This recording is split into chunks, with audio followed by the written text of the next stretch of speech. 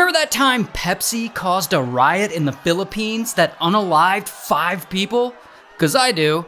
Now the story starts with this woman. Her name's Marilee. And Marilee's 23 when this all starts, living in the Philippines, and she is struggling. Like, she lives in a wooden shack by the train tracks with her husband and 4 kids, and all she wants is a better life for her family.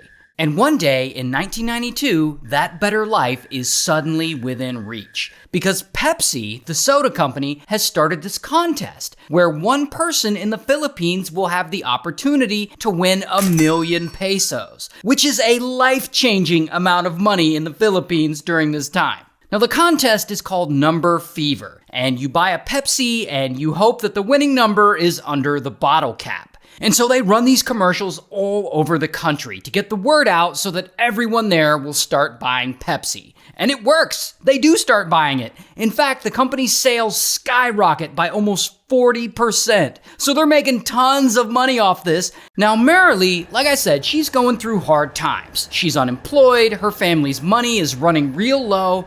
Regardless, they decide that this contest is worth it, and her husband spends the last of their money on some Pepsis, hoping that they win the 1,000,000 pesos. And so finally, the big day comes. They're gonna announce the winning number on the news, and 70% of the country is watching. And so they announce it. 3, 4, and 9. And Marilee's husband looks through the bottle caps to see if they have the winning number, 349, and kaboom, they do. Marilee and her family have just won 1,000,000 pesos. And so they're like screaming and dancing around the living room because they're about to be rich. I mean, they can finally create a better life for themselves and for their kids. Until here's the dildo. Pepsi really screwed up. Because 349 was not supposed to be the winning number. In a contest like this, they only print like 1 or 2 winning bottle caps at the bottle cap factory or wherever. That way you don't end up with thousands of winners. But Pepsi accidentally chose the wrong number, 349. You want to know how many bottle caps were printed with the number 349 on them?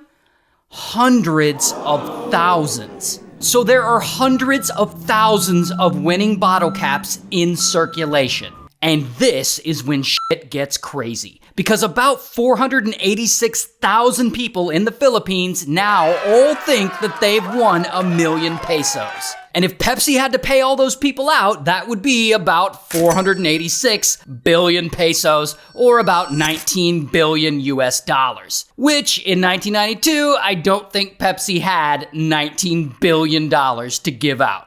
But people don't know that. They all think they won. So I guess some people that won live near a Pepsi bottling factory in Quezon City, and they want their money right away. And so a bunch of them show up to the bottling factory like they're about to get paid. And like one woman has like 35 winning bottle caps, so she thinks she's about to win 35 times over. So as this mob starts gathering outside the gates of this factory, a secretary inside the place is looking out the window like, what the fuck? Why are there so many prize winners? And so Pepsi has to call the government to be like, we screwed up. And now the execs at the company have no idea how they're gonna get out of this. And I guess some execs are like, hey, let's just change the winning number. No one will notice. And so they let some local newspapers know the new winning number. And the next morning, the papers are all saying that the real winner is the number 134.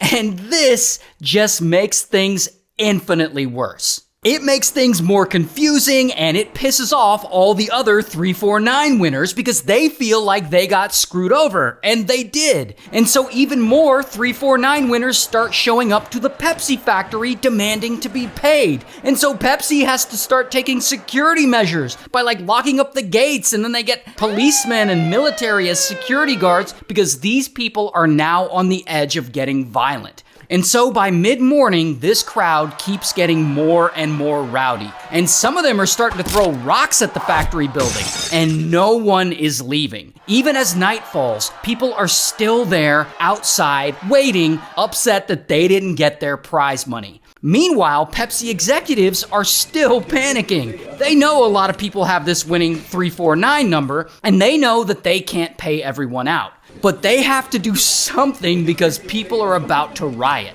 So at 3 a.m. that morning, Pepsi comes up with another plan to fix this mess. They estimate that at the very most, there are only a few thousand winning bottle caps. And so they announce that yes, they screwed up, but that they'll give everyone with the winning number 500 pesos as a gesture of goodwill. And a lot of people are like, all right. And so thousands of people start taking them up on this 500 pesos offer, and over the next 2 days, Pepsi pays out over 12.5 million pesos. But then they screw up again. They decide to stop honoring some of the 349 winning bottle caps, saying that some of them just aren't valid. And this pisses people off even more. And by this point, people are in the streets, like protesting. And here you can see their signs that say boycott Pepsi. And here you can see the number 349 on the banner. And if all that isn't crazy enough, this is when another company steps in. Coca-Cola. Apparently, as all of this is going down, an executive at the local office of Coca-Cola is like, well, this is gonna be great for Coke. And so he pays one of the lead protesters 10,000 pesos as startup money to help fund the anti-Pepsi protests. And this is when the protests really get out of control. And the protesters start rioting in the streets, demanding their money. People are making Molotov cocktails and homemade bombs, and they're like throwing the Molotov cocktails at the windows of the Pepsi factory. Then they start targeting the delivery trucks, and they like vandalize them. The crowd flips some of them over, and they set some of them on fire. And then someone throws an actual live grenade through a window at the Pepsi factory, and it goes off, unaliving 3 employees who were inside. Like, this is insane. And while all of this is going on, there are also people filing lawsuits against Pepsi. In fact, 22,000 people in the Philippines take legal action against them. So thousands of lawsuits are filed. And some of them band together, and some of them start forming groups. I mean, people are fighting really hard to get paid from this.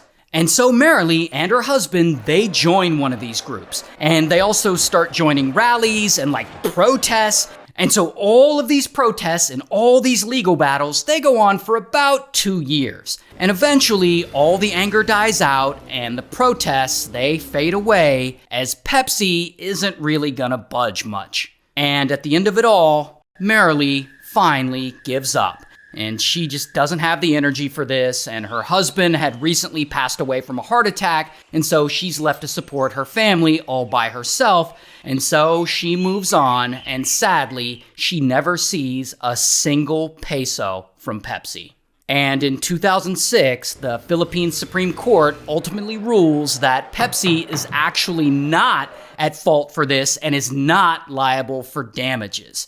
And so ultimately, thousands of lawsuits and criminal complaints against them are dismissed. And it's crazy because at the end of it all, 5 people died total from the riots, and Pepsi had to pay a fine of like 150,000 pesos and some relatively small payments to a few plaintiffs, but not much. I mean, they really didn't get into much trouble for this.